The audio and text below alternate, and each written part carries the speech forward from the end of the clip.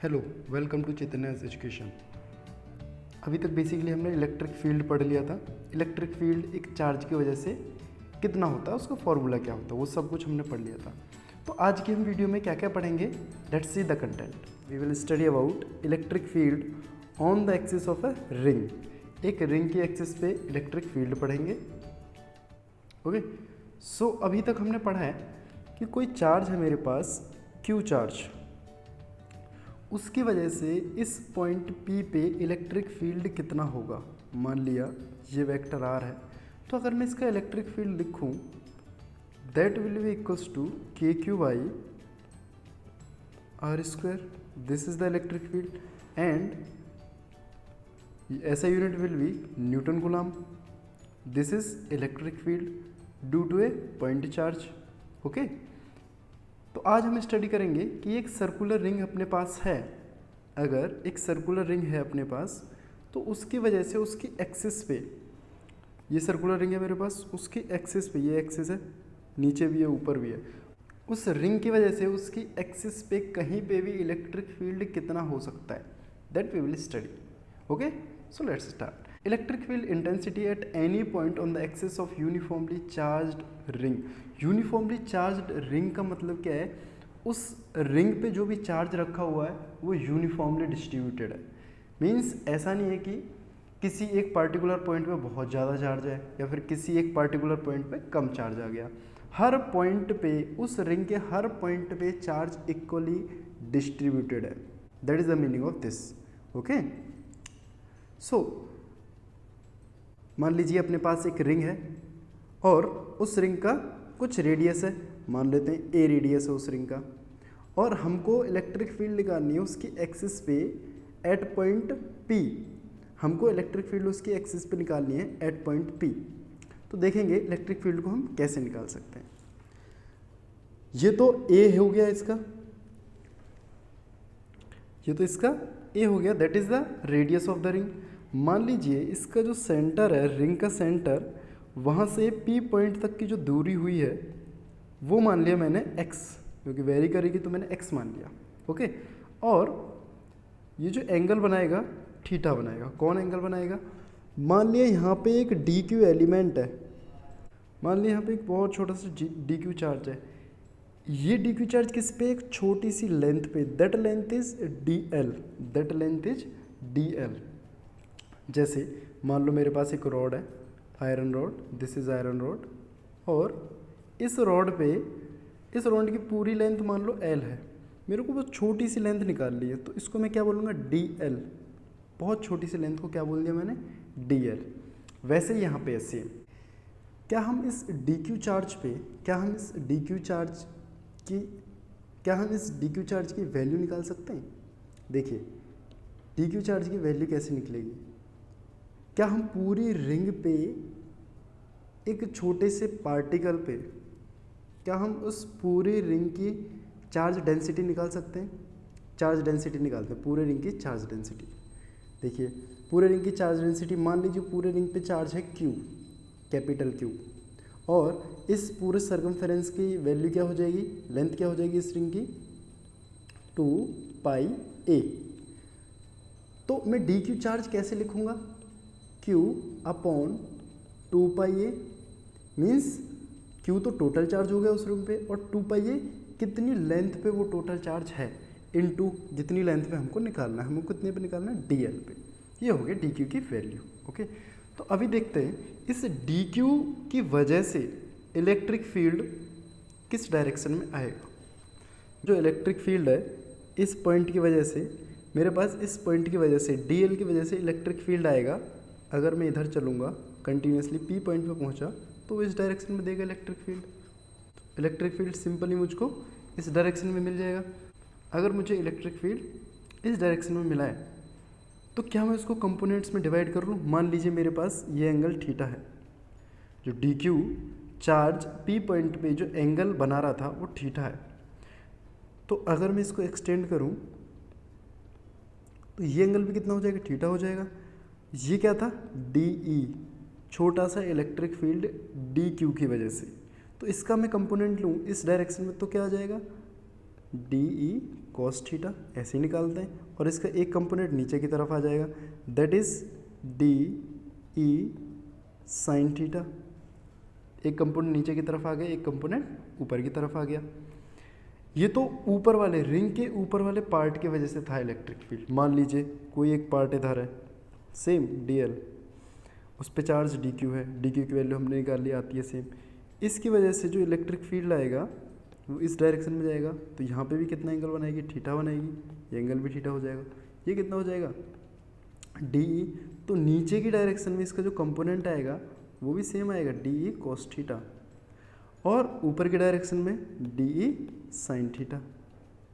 देखो ये दोनों तो अपोजिट है, तो ये तो एक दूसरे को कैंसिल कर देंगे, ये तो एक दूसरे को कैंसिल कर देंगे। तो हमारे पास बेसिकली कौन सा कंपोनेंट बनता है, दैट इज हॉरिजॉन्टल कंपोनेंट। ये वाला कंपोनेंट हमारे पास सिर्फ एक ये हॉरिजॉन्टल कंपोनेंट बनेगा। तो इस पे जितना भी इलेक्ट्रिक फील्ड आएगा हम सबको जनरली इंटीग्रेशन से ऐड कर देंगे, तो हमारी वैल्यू निकल के आ जाएगी। चलिए अगर हम ई नेट निकालें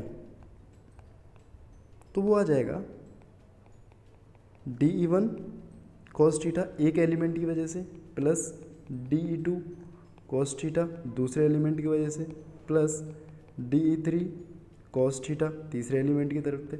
ऐसे ही डैश डैश डैश करके लिख देंगे हम सारी चीज़ें, बहुत सारे एलिमेंट्स होंगे। तो क्या मैं इसको शॉर्ट में भी लिख सकता हूँ, ई नेट कैन ऑल्सो भी equals to D E one cos theta into D L. D E cos theta क्या है, ये एक छोटे से डी एल एलिमेंट की वजह से इलेक्ट्रिक फील्ड आ रहा है हॉरिजॉन्टल डायरेक्शन में। तो डी एल कहाँ से कहाँ तक वेरी करेगा, एक रिंग है मेरे पास, यहाँ से मैंने 0 से स्टार्ट की तो 2l तक 2πl तक जाएगी, जो उसका सर्कमफेरेंस होता है 0 to 2π, रेडियस क्या था a। ओके चलिए सबकी वैल्यू रखते हैं धीरे धीरे। डी को तो बाहर ले लेते हैं, कांस्टेंट वैल्यू है, और cos थीटा को भी बाहर ले लेते हैं, D cos theta 0 to 2πa into D L. D की वैल्यू रखते हैं, डी की वैल्यू कितनी थी हमारी, डी की वैल्यू आ रही थी हमारी, डी की वैल्यू हमको निकालनी पड़ेगी, इलेक्ट्रिक फील्ड। इसकी वजह से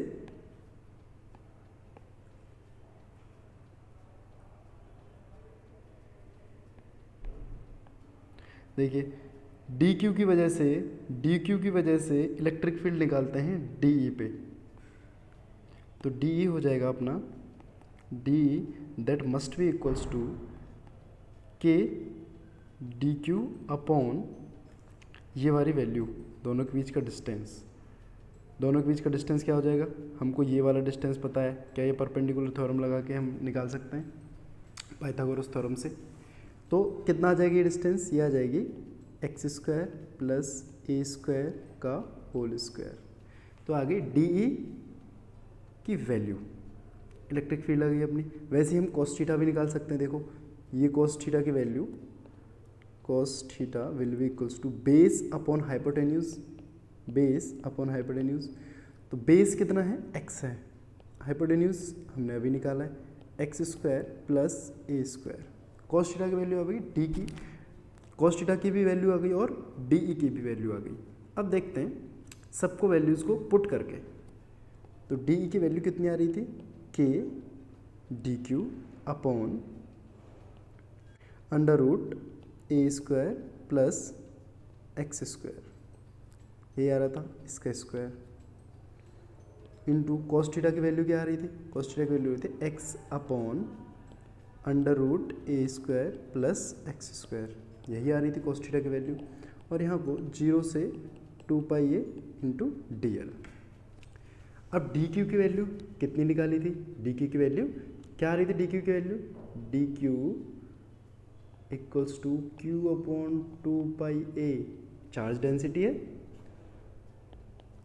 तो के की वैल्यू, के को के ही रहने देते हैं, कांस्टेंट है, क्यू की वैल्यू रख देते हैं, it is Q upon 2πa into A square plus X square into X upon A square plus X square का अंडर रूट, इतना हो गया। ये इसका इंटीग्रेशन करेंगे तो क्या हो जाएगा, इसका इंटीग्रेशन हो जाएगा L 0 से 2πa। तो इसको हम डायरेक्टली भी लिख सकते हैं। इतना लंबा कैलकुलेशन की वजह से ज़रूरी नहीं है इतना लंबा कैलकुलेशन करना, हम इसको डायरेक्टली कैसे लिख सकते हैं। हो जाएगा तो 0 से 2 पाई ए, तो इसकी सिंपली वैल्यू आ जाएगी 2 पाई ए, इसकी वैल्यू आ गई 2 पाई ए। अब देखिए 2 पाई ए से 2 पाई ए कैंसिल आउट हो गया, क्या बचा अपने पास ई नेट की जो वैल्यू आई निकल के, E net that is equals to K Q X upon A square plus X square, ये दोनों ऐड हो जाएंगे, इसकी पावर 1 है, इसकी पावर 1/2 है, तो क्या आ जाएगा 3/2। So this is the E net, this is E net. Electric field है ये किसी भी एक्सिस, इलेक्ट्रिक फील्ड है ये रिंग की एक्सिस पे किसी भी पॉइंट पे। ए एक्स तो वेरी कर रहा है, ये मान लो मेरे पास रिंग है और इसकी एक्सिस है, तो एक्स तो इधर वेरी करेगा, आगे पीछे चलेगा एक्स, और पीछे भी जा सकता है आगे भी जा सकता है कितना भी, तो एक्स की वैल्यू अकॉर्डिंगली आएगी। तो ये आ जाती है electric field at any point on the axis of a ring.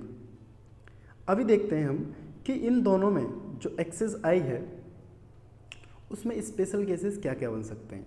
अगर कोई भी पॉइंट है जो सेंटर पे लाई कर रहा है, उस पर हमें इलेक्ट्रिक फील्ड निकालनी है, तो हम कैसे निकाल सकते हैं। देखो इलेक्ट्रिक फील्ड का फॉर्मूला क्या आया था, E net equals to K Q X upon A square plus X square 3/2, इतनी आया था वैल्यू।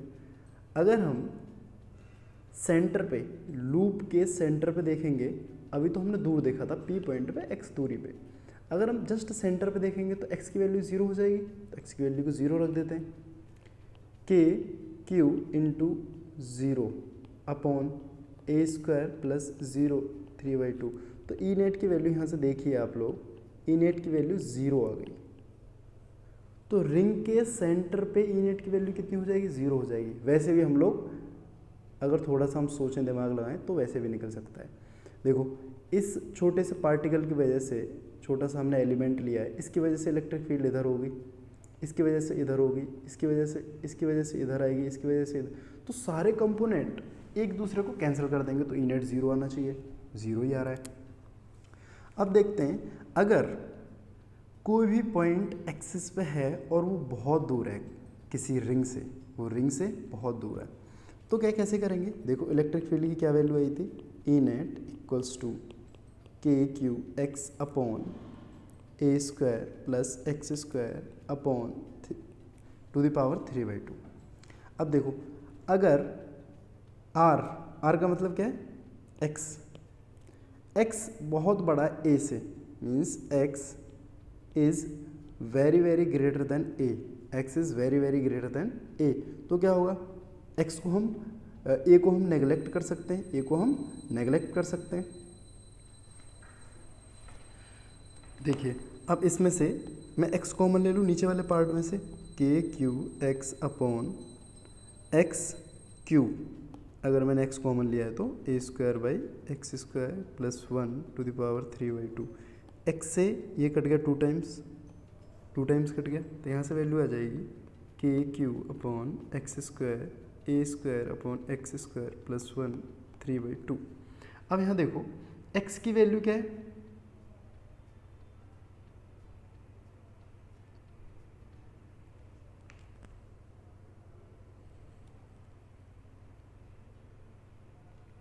अब यहाँ देखो x की वैल्यू क्या है, वो तो बहुत बड़ा है, ये क्या है x है, तो x की वैल्यू क्या है, वो तो बहुत बड़ा है x। अब x बहुत बड़ा है हमारे पास, तो मैं उसको इन्फाइनाइट ले सकता हूँ। अगर मैंने x को इन्फाइनाइट लिया तो something upon infinite is equals to 0, that is equals to 0, something upon infinite must be 0। तो यहाँ से मैं क्या डायरेक्टली इसकी वैल्यू रख सकता हूँ, तो ई अपना कितना आ जाएगा, E net must be equals to 0।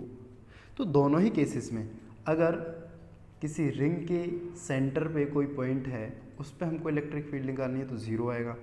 अगर बहुत दूर है, एक्सिस पे ही है, बहुत दूर है, तो इलेक्ट्रिक फील्ड 0 आएगा।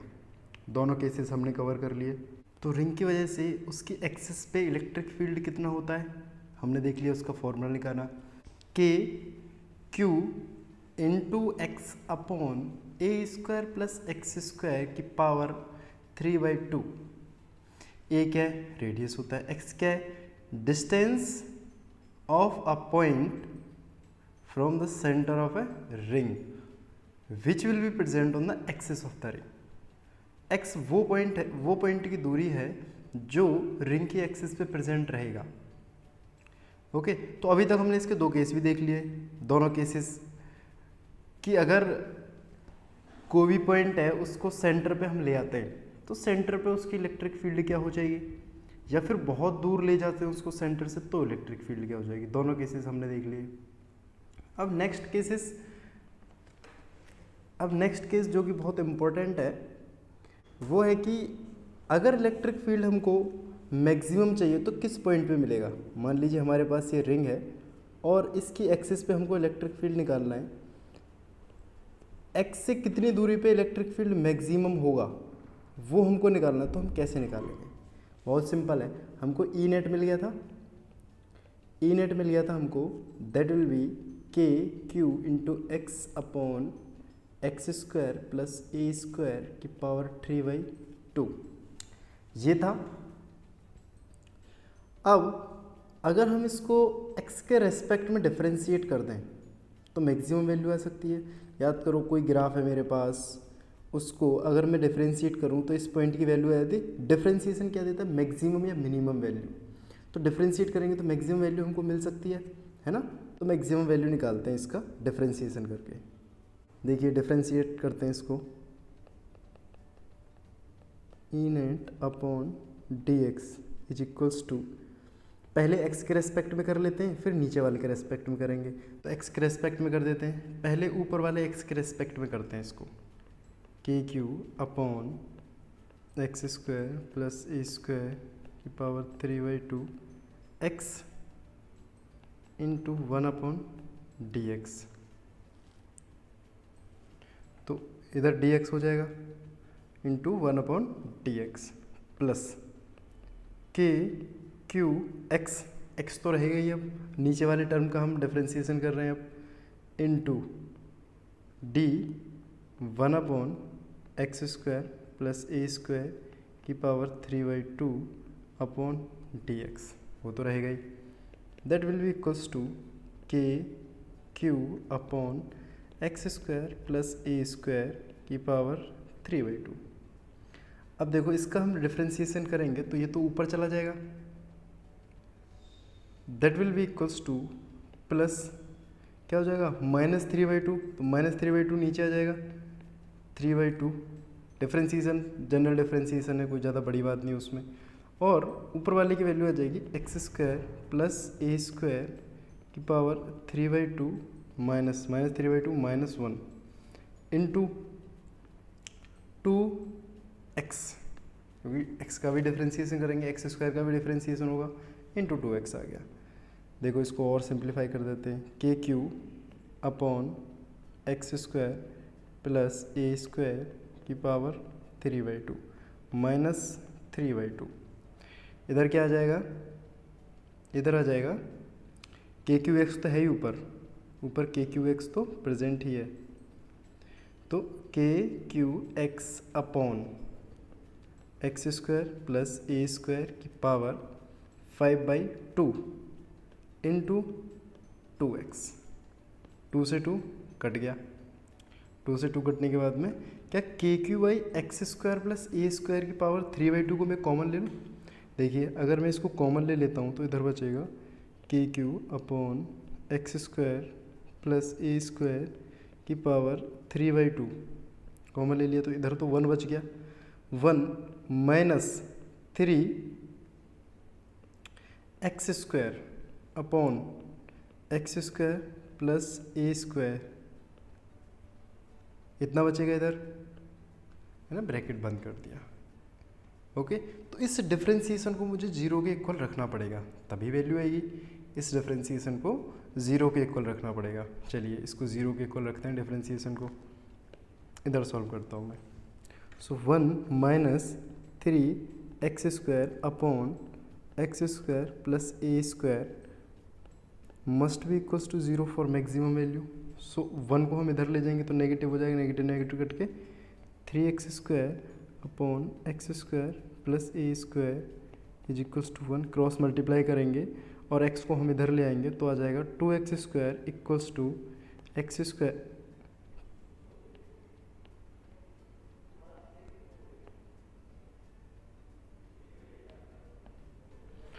आ जाएगा 2x² इक्वल्स टू a²।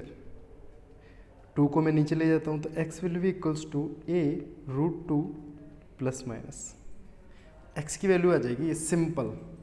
तो x प्लस माइनस 2 या तो एक्सिस पे यहाँ पे a/√2 पे मैक्सिमम होगी इलेक्ट्रिक फील्ड की वैल्यू, या फिर इस साइड में a/√2 पे मैक्सिमम होगी इलेक्ट्रिकल फील्ड की वैल्यू। ओके, तो ऐसे मैक्सिमम वैल्यू कहाँ पे आ जाएगी, a/√2 प्लस माइनस a/√2 पे। ओके, तो ये था अपना रिंग के बारे में। रिंग की इलेक्ट्रिक फील्ड कहाँ कहाँ पे कितनी होती है हमने सेंटर पे देखा था और बहुत दूर देखा, फिर उसकी मैक्सिमम वैल्यू भी कहाँ होती है वो भी हमने चेक कर लिया। ओके।